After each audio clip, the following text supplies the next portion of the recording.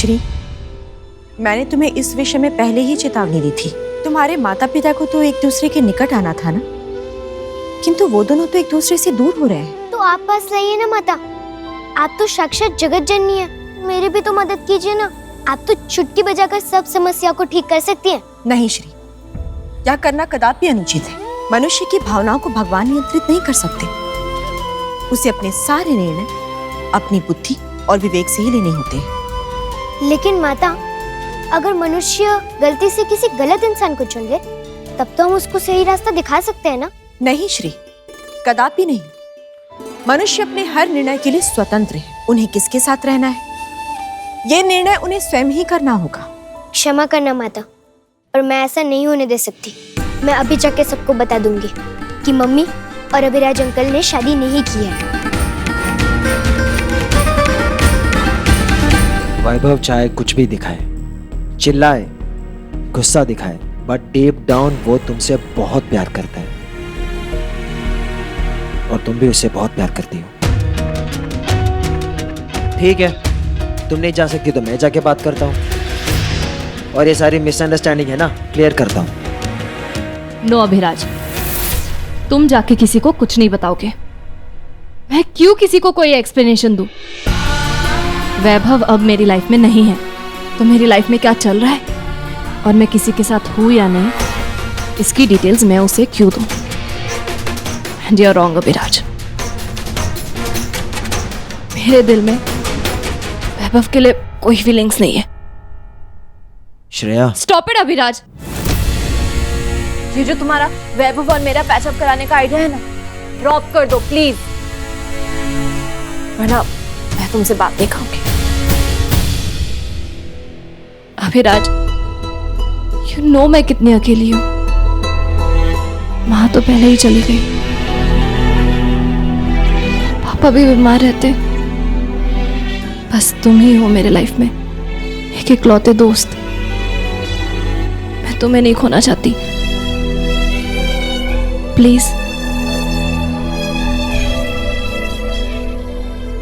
नहीं श्री, यह करना कदापि अनुचित होगा। और एक बात का स्मरण रहे, नियति के निर्णय में स्वयं भगवान भी हस्तक्षेप नहीं कर सकते। जब उचित समय आएगा तब उन्हें स्वयं ही ज्ञात हो जाएगा, और तब देखना, मैं नहीं, मेरे भक्त ही चमत्कार करेंगे। जो आपकी आज्ञा मां।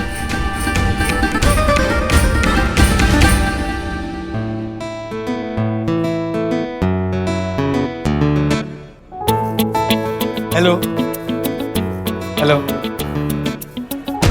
दी, नाइस ना? क्या मस्त कार्ड खेला आपने।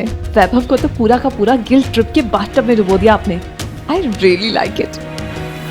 ईशा, मैं मॉम नहीं हूँ, मैं गेम्स नहीं खेलती। मैंने जो सच था बस वही कहा। 7 साल से मेरी बहन को वेट करा रहा है, पर अब और नहीं, अब और लेट नहीं कर सकते। वैभव को डिसीजन लेना ही होगा। But I am very happy Isha, finally my dream is coming true. बस अब तुम जल्दी से शादी करके इस घर में आ जाओ, फिर खूब मजे करेंगे। यस दी, I love you so much. इतना मत हंसो, तुम्हें अभी अभी थप्पड़ पड़ी है। So stop. वाह, मजा आ गया। क्या खाने में स्वाद है। Thank you. Vaibhav, paneer butter masala क्या बना है? कौन से कैटरर से मंगाया? जरा नंबर देना मुझे।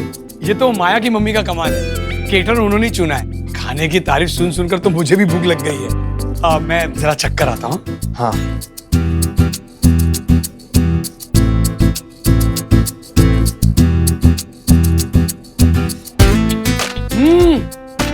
वैभव,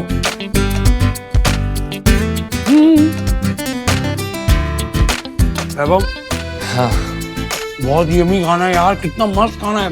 ये जिसने भी बनाया ना, बहुत कमाल का बनाया है। मतलब तेरे से 10 गुना ज्यादा अच्छा। मैं तो बोलता हूँ 100 गुना ज्यादा अच्छा है। बोल, चख के देखना। खाना ही है, इतना क्या स्पेशल है?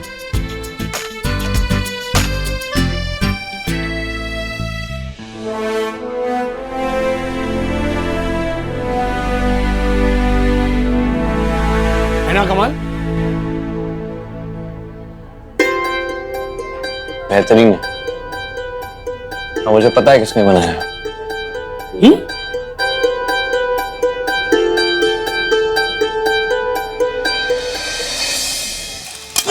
बैठो बेटा बैठो। कौन के नाम कुछ भगवान के नाम।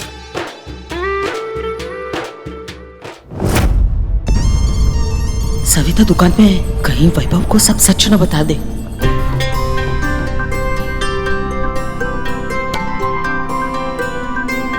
सुनो भैया, ये रोटियां पहुंचा देना। सुनो सुनो, ये कटलेट भी लेके जाना और उनसे कहना गरम करके खा।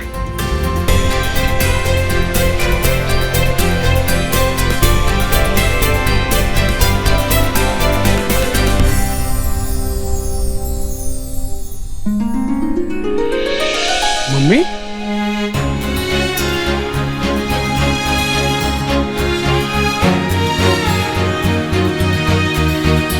अरे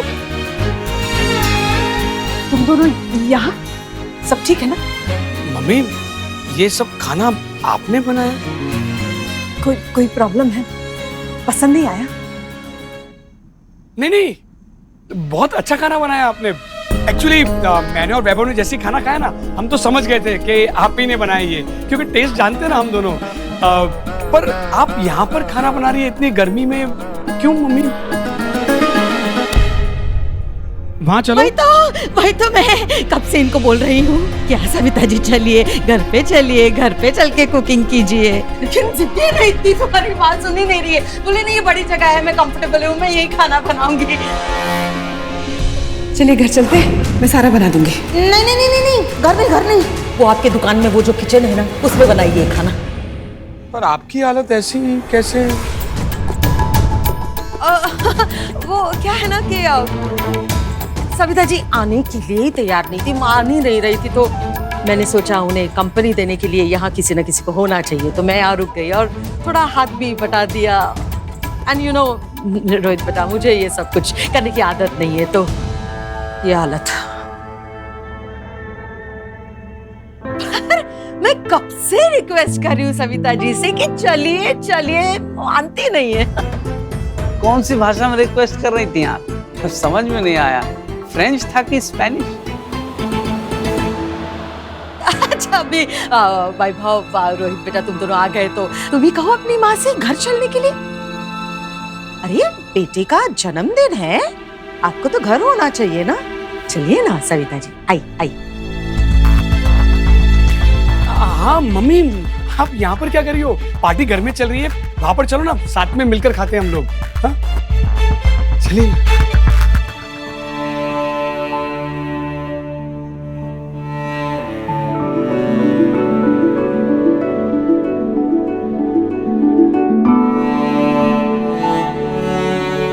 आज सुबह आपने विश किया था, मैंने आपके पैर भी नहीं छुए थे।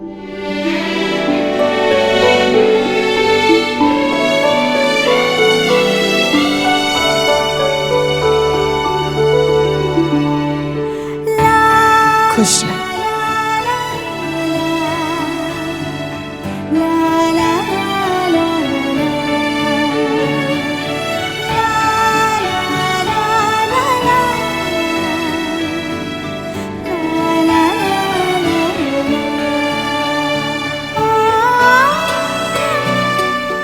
चलो, एक प्लान तो सक्सेस हुआ। पापा ने दादी के हाथ का खाना भी खाया, उनसे आशीर्वाद भी लिया। ये हुआ ना बर्थडे। पिछले 7 वर्षों से इसी क्षण की तो प्रतीक्षा कर रही थी सविता। माँ और पुत्र के मिलन का हृदय को छू लेने वाला दृश्य है ये।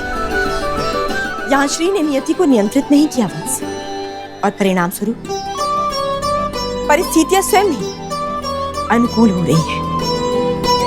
आज वैभव का अपनी माँ की ओर कदम बढ़ाना इसी बात का संकेत है वंश।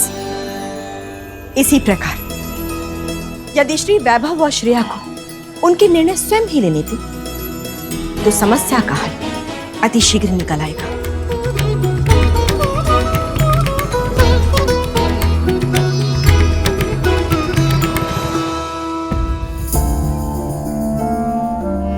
चलो घर चलते हैं।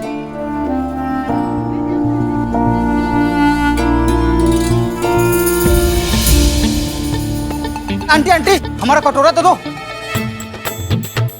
कहाँ जा रही हो? लो जा, हमने आपका फुटपाथ पे सोने का इंतजाम किया है, चलो ना। चलो जाओ।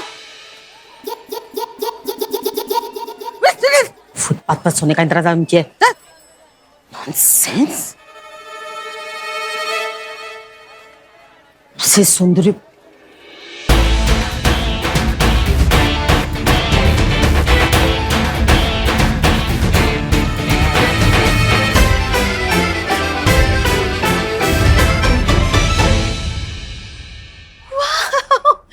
Look at all this. Nice, ना? Amazing. See? Wow. मम्मी, आपसे कुछ बात करनी है। बोलना बेटा। मम्मी एक्चुअली मैंने अपने फ्यूचर के लिए कुछ डिसाइड किया है। मम्मी एक्चुअली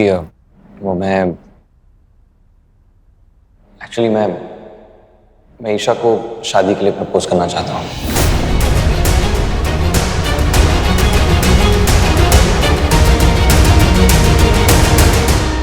क्या? पर अचानक कल तक तो मम्मी, डिसाइड कर लिया है मैंने।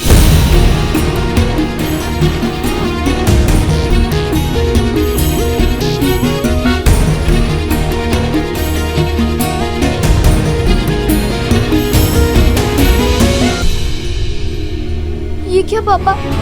नो नो नो, सॉरी माता, पर माँ और पापा को खुद एहसास हो इसका इंतजार नहीं कर सकती मैं। उतना टाइम नहीं है, माँ और पापा को साथ भी तो रहना है। अब मुझे ही कुछ करना होगा और मुझे पता है मुझे क्या करना है।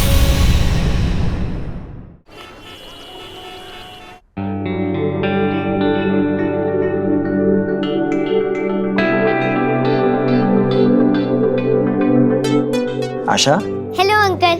हेलो। वो मुझे कुछ काम था आपसे, मेरी हेल्प करोगे?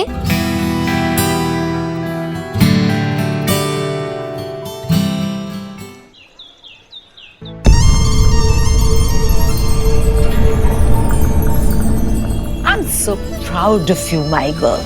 Really. 7 साल में जो नहीं हो पाया वो तुमने एक दिन में कर दिखाया। Very smart. बिल्कुल अपनी मॉम पे गई हो।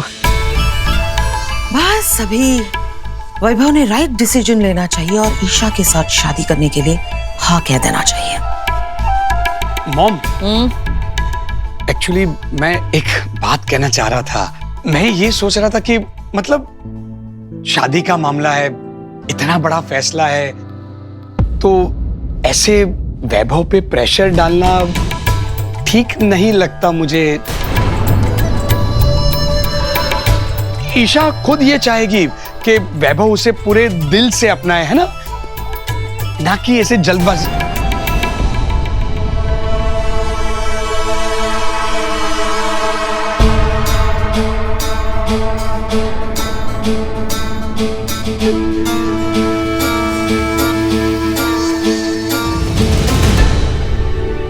वैभव को मेरी फैमिली का हिस्सा बनाने के लिए पिछले 7 साल से कोशिश कर रही हूं मैं।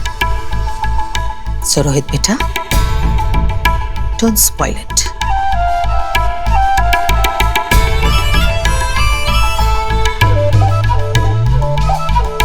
और क्या ना रोहित बेटा, मैंने आज तक तुम्हें कितना सपोर्ट किया है, तुम्हारी पूरी फैमिली को सहारा दिया है, माया का बुटीक बचाया है और यहाँ तक कि तुम्हारी शादी भी बचाई है। जरा सोचो तो, अगर मैं नहीं होती तो आज तुम सड़क पे होते और मेरी प्रिंसेस एक लूजर के साथ पूरी जिंदगी बिताती। सो प्लीज सवाल उठाने के बजाय मुझे सपोर्ट करो। मॉम, सॉरी, मुझे पता है कि आपने मेरे परिवार को सपोर्ट किया है, सहारा दिया है, पर मैं तो सिर्फ अपनी राय दे रहा था। राय? ऑफ कोर्स दो ना, जरूर राय दो, लेकिन राय तभी दो जब राय अच्छी हो। और द सेम राय कैन मेक यू क्राई।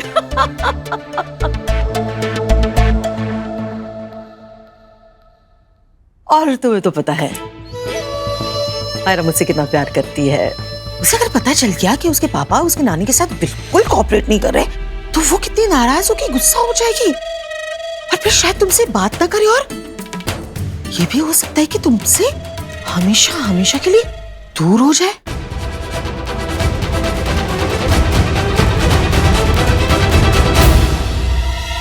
नानी, नानी, देखो ना, मेरी डॉल टूट गई। ओह, इट्स ओके बेटा, नो वरीज, पापा फिक्स कर देंगे। क्यों पापा? फिक्स कर देंगे ना?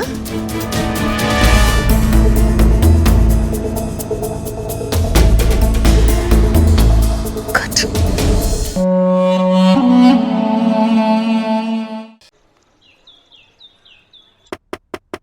पापा, पापा आप सुन रहे हैं ना?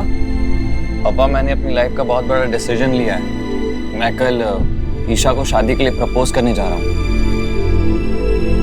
तो सोचा आपको बता दूं। क्या कर रहा है वैभव? तूने इतने सालों तक ईशा को हाँ नहीं बोला, कोई तो वजह होगी ना। देख, अच्छी लड़की है वो, लेकिन तुम दोनों एक दूसरे से बिल्कुल ही अलग हो। तू जल्दबाजी में गलत फैसला लेने जा रहा है। नहीं मम्मी, ये डिसीजन मैं बहुत सोच समझ के ले रहा हूँ। सुनी था ना मैंने अपने दिल की। देखा ना आपने क्या हुआ, की थी श्रेया से शादी मैंने, वो क्या हुआ शादी का आप देख ही रही हैं। देख, देख मुझे क्या लग रहा है ना, आज तेरा अचानक ही वो हाँ बोल देना, तुझे जब श्रेया और अभिराज के बारे में पता चला ना, तुझे धक्का लग गया है कि श्रेया किसी और के साथ है। तू इसलिए ठंडे दिमाग से सोच नहीं पा रहा है। मम्मी, श्रेया और अभिराज के रिश्ते के बारे में आपको पता था? आपको उनके बारे में पता था और आपने मुझे बताया नहीं।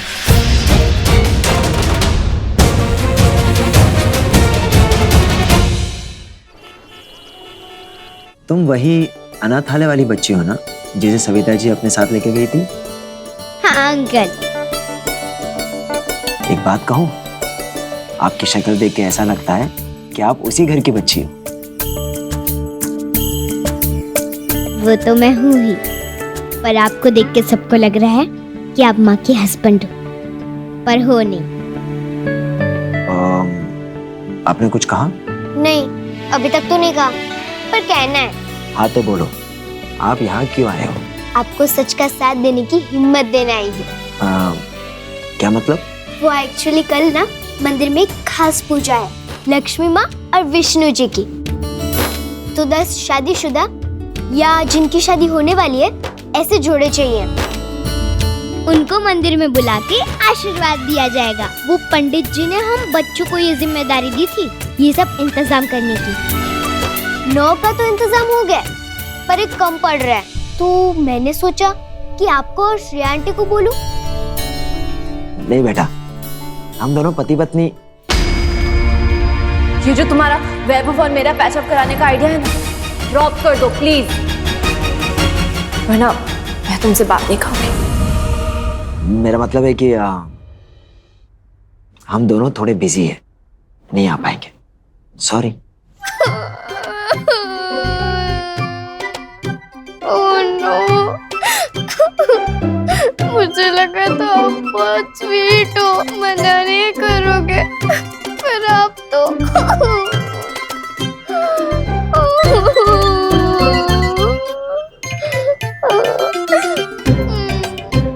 मोहल्ले में नहीं आई थी, सोचा था मंदिर में हेल्प करूंगी, मेरा इंप्रेशन सबके सामने अच्छा पड़ेगा, नए नए दोस्त बनेंगे। लगता है मैं अकेली रह जाऊंगी। कोई बात नहीं अंकल, मैं चल। अरे बेटा रुको रुको रुको, ऐसे रोते नहीं है, मैं हेल्प करूंगा, आ जाऊंगा। सच्ची लेके आओगे ना माँ को?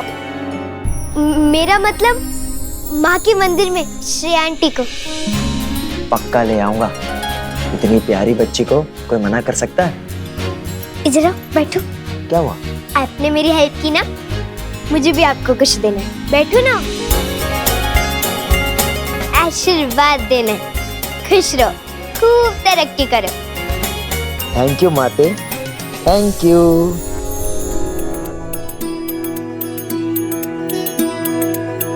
पापा ईशा को शादी के लिए प्रपोज करने वाले हैं। उसके पहले मुझे सच सामने लाना होगा कि माँ ने दूसरी शादी नहीं की है। कल मंदिर में अभिराज अंकल माँ को लेके आएंगे और मैं पापा को लेके आऊंगी और सच सबके सामने आएगा।